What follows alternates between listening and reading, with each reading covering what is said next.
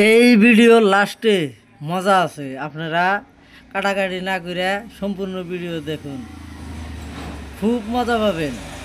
না যদি দেখেন তাহলে মিস করবেন।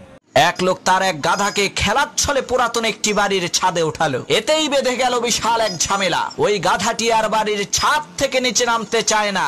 গাধাকে অনেক আদর সোহাগ করা হলো, কিন্তু সে কিছুতেই ছাদ থেকে নামবে না। তখন সেই গাধার মালিক বিরক্ত হয়ে গাধাটিকে ছাদ থেকে নামানোর জন্য জোরে করে একটা ধাক্কা দিল। এদিকে ধাক্কা খেয়ে রাগান্বিত হয়ে সেই গাধাটি তার মালিককে একটা লাথি মেরে ছাদের উপর থেকে নিচে ফেলে দিল। এরপর সেই গাধাটি মনের আনন্দে জোরে জোরে ওই বাড়ির ছাদের উপরে লাফাতে থাকলো। এক পর্যায়ে ওই বাড়ির পুরাতন কাঠের ছাদ ভেঙে গাধাটি নিচে পড়ে মারাত্মক আহত হলো। তখন সেই গাধার মালিক বুঝতে পারলো গাধাকে কখনো উপরে উঠাতে নেই। যেই ব্যক্তি তাকে উপরে উঠাবে নিশ্চিত তার ক্ষতি হবে। যেইখানে গাধাকে উঠানো হবে সেই জায়গাটিরও ক্ষতি হবে, এমনকি সেই গাধা নিজেও ক্ষতির সম্মুখীন হবে। প্রিয় ভাইয়েরা, মনে রাখবেন, অযোগ্য লোকদেরকে যোগ্য স্থানে বসালে ওই গাধার মতোই পরিস্থিতি হবে। এক লোক নৌকায় চড়ে নদী পার হচ্ছে। এমন সময় সেই লোকটি নৌকার মাঝিকে প্রশ্ন করলো, ভাই, তুমি যে নদীর মধ্যে নৌকা চালাও, তোমার কি ভয় করে না?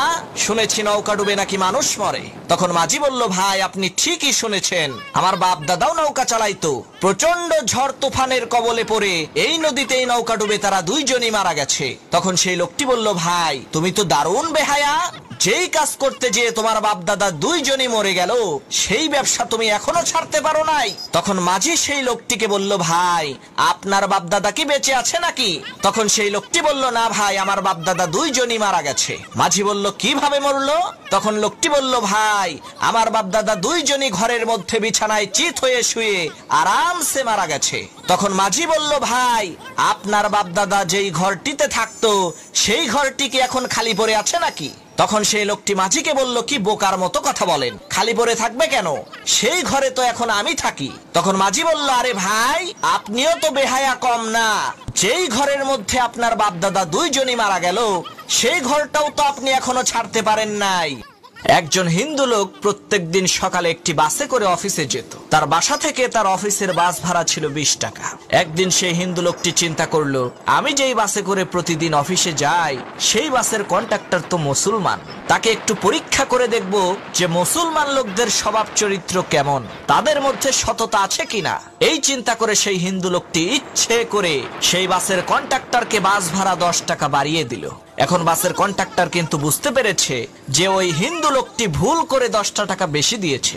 সে তখন খুশি হয়ে মনে মনে চিন্তা করছে, যাক, আজকে এই 10 টাকা দিয়ে মজা করে একটা রুটি আর কলা খাবো, না হয় আরাম করে বসে 1 কাপ দুধ চা আর 2টা বিস্কুট খাবো। আবার চিন্তা করছে, আরে মাত্র 10 টাকাই তো, দিয়েই দেই। তখন সেই কন্ডাক্টর সেই হিন্দু লোকটিকে তার 10 টাকা ফিরিয়ে দিয়ে বলল, ভাই, আপনি ভুল করে 10 টাকা বেশি দিয়েছিলেন। তখন সেই হিন্দু লোকটি বলল, ভাই, আমি ভুল করে 10 টাকা বেশি দেইনি।